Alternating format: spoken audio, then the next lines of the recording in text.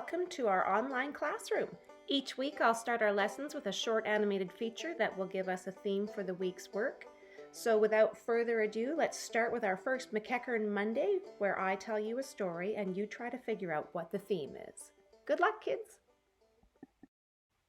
Muddy Waters, a purely fictional story loosely based on true events. Once upon a time, there were 4 girls who were raised by their very tough mother. Their names were Leno, that's me, Lucy and Casey, the twins, and Jojo, the oldest.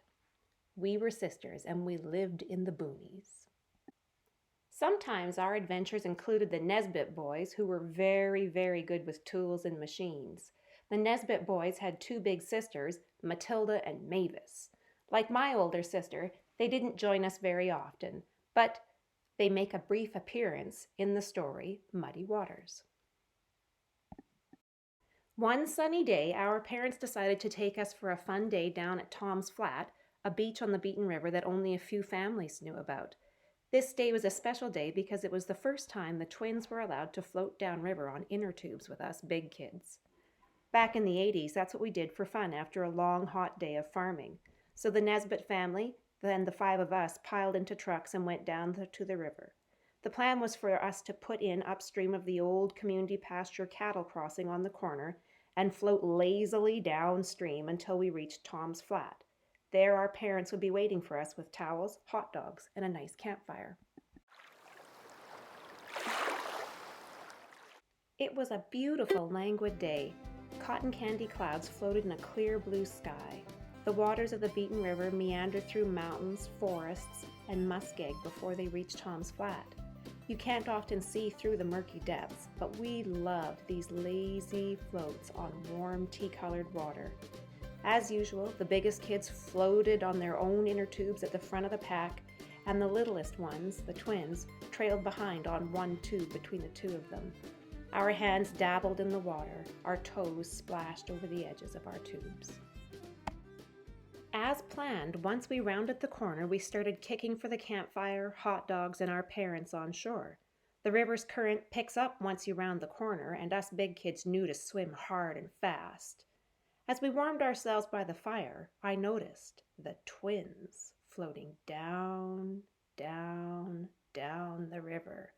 They noticed too and started to panic because they weren't able to kick to shore as fast and as hard as us big kids were. Oh no, the twins weren't able to make it to shore. Help, help, help, help, help, help, help, help. My protective big sister instincts kicked in, and without thinking, I ran down the beach, crashed through the shallows, and dove into the depths of the river. I struck out, kicking as hard and fast as my 10-year-old legs could, and finally I reached my baby sisters. Grabbing onto the side of their inner tube, relief flooded through me. "I've got you," I cried. "You're safe." The twins and I would not be floating further downstream. But no sooner had I grabbed onto the tube when my knee hit the bottom of the river. The water was only knee deep. I shook my head at my sisters. "Hey, you can't tell by looking, but the water's not very deep, you know," I said. "Look!" I stood up and the water swirled around my legs. The twins laughed sheepishly. "It's possible we may have overreacted a little," said Lucy. Casey giggled. We all laughed together and slogged through the water to warm up and roast a hot dog on shore. Another adventure ending happily. So what's the moral of the story? You can post your answer in my blueprint or email it to me at emcechern@prn.bc.ca. Thanks for listening. Catch you again later.